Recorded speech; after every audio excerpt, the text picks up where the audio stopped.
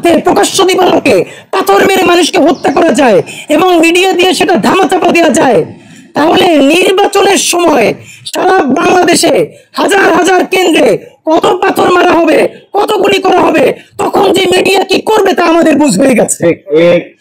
তারা রেকর্ড রেখেছে, বলেছে পরে করবে। এখন কেন?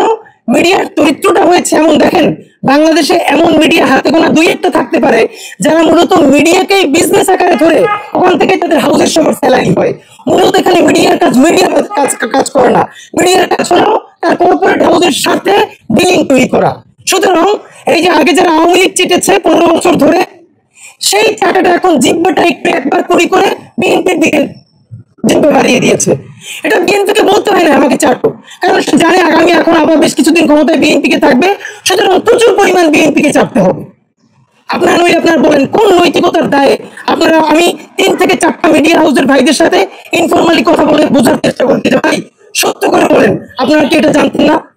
ওনারা সঠিক উত্তর দিতে পারেন। এর মানে হলো ওনারা জানতেন কিন্তু ওনারা এত বড় ঝামেলায় যেতে চান নাই। তো এই যে সেন্সরশিপ, এর মানে মিডিয়া, আজকে একটা প্রশ্ন করি, ঢাকার মধ্যে প্রকাশ্য দিবালোকে পাথর মেরে মানুষকে হত্যা করা যায় এবং মিডিয়া দিয়ে সেটা ধামাচাপা দেওয়া যায়, তাহলে নির্বাচনের সময় সারা বাংলাদেশে হাজার হাজার কেন্দ্রে কত পাথর মারা হবে, কত গুলি করা হবে, তখন যে মিডিয়া কি করবে তা আমাদের বুঝ হয়ে গেছে। এই মিডিয়ার উপরে ভরসা করে বাংলাদেশের নির্বাচন তো দূরের কথা, সামনের কোনো কাজেই যাওয়া যাবে না যতক্ষণ না পর্যন্ত মিডিয়ার সংস্কার করা যাবে, যতক্ষণ না পর্যন্ত পুলিশের সংস্কার করা যাবে। তো সরকারকে বলি, এই যে গত 1 বছরে আগের মিডিয়াগুলো সবাই মিলে কম বেশি আওয়ামী লীগকে চাপতে হয়েছে, ইচ্ছায় অনিচ্ছায়। আপনি গত 1 বছরে কয়টা নতুন মিডিয়া আনতে পারছেন যারা জুড়ে গিয়ে ন্যারেটিভ নির্মাণ করবে? আপনি সেইটা পারেন নাই। আপনি মামলা দায়ের করতে পারেন নাই। আমরা ভিডিওকে সামনে আনার আগ পর্যন্ত আপনি গ্রেফতার করতে পারেন নাই। আপনি আবার সরকারের তরফ থেকে বলছেন কি যে প্রস্তর যুগে, এই প্রস্তর যুগটা আপনারা করছেন যাতে এখানে পলিটিক্যাল সিচুয়েশন তৈরি হয় এবং এদেশে একটা আধা কাঁচরা আধা সুশীল এনজিওবাদী সরকার টিকে থাকে। আর এই এনজিওবাদী সরকার টিকিয়ে রাখার একমাত্র বড় কারণ হতে পারে মানুষ আগামী 1 বছর পরে এই অবস্থা দেখে আওয়ামী লীগকে ফিরিয়ে আনার জন্য গণ আন্দোলন করবে। এই গণহত্যাকারীরা দেশে ফিরে আসতে চায় বা আসার কোনো অবস্থাও তৈরি হয়, তার দুইটা দায় সমানকে, দুইজনকে নিতে হবে। রাজনৈতিক দল হিসেবে সবার আগে তার দায় নিতে হবে বিএনপিকে। বিএনপি ব্লান্ডারের কারণে এই দেশে আওয়ামী লীগ আসার পরিস্থিতি তৈরি হবে। আর দ্বিতীয়ত এই সুশীল এনজিওবাদী সরকার যে না পুলিশ সংস্কার করে, না পুলিশ নিয়োগ দেয়, না গ্রেপ্তার করে, না সে রুল করে, না সে কুইট করে, সে কিছু করে না, সে শুধু ফেসবুকে পোস্ট দেয়। আপনাদেরকে একটা কথা বলি, সরকারের এই প্রস্তর যুগ। দ্বিতীয়ত আসেন বিএনপি বারবার কি বলছে? সরকার ব্যর্থ।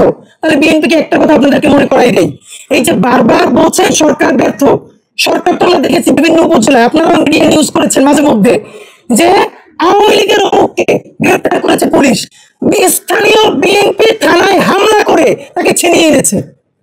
এটা কেমন খেলা বিএনপি? আপনারা একদিকে সরকারকে বলতেছেন সরকার ব্যর্থ, আপনারা স্বীকার করেন আর না করেন, এই পুরো আমলাতন্ত্রের 70 থেকে 80% এখন আপনাদের নিয়ন্ত্রণে। এটা আপনারা তাদেরকে বলতে হয় না। এমনি সচিব থেকে শুরু করে থানার ওসি পর্যন্ত প্রত্যেক উপজেলা বিএনপি সভাপতিরা সকালে উঠে ফোন দেয়, জিজ্ঞেস করে ভাই ডায়াবেটিসটা ভালো, খেয়াল রাখবেন, করোনা লাগলে আমার বলবেন, স্টাফ দিয়ে পাঠিয়ে দিব।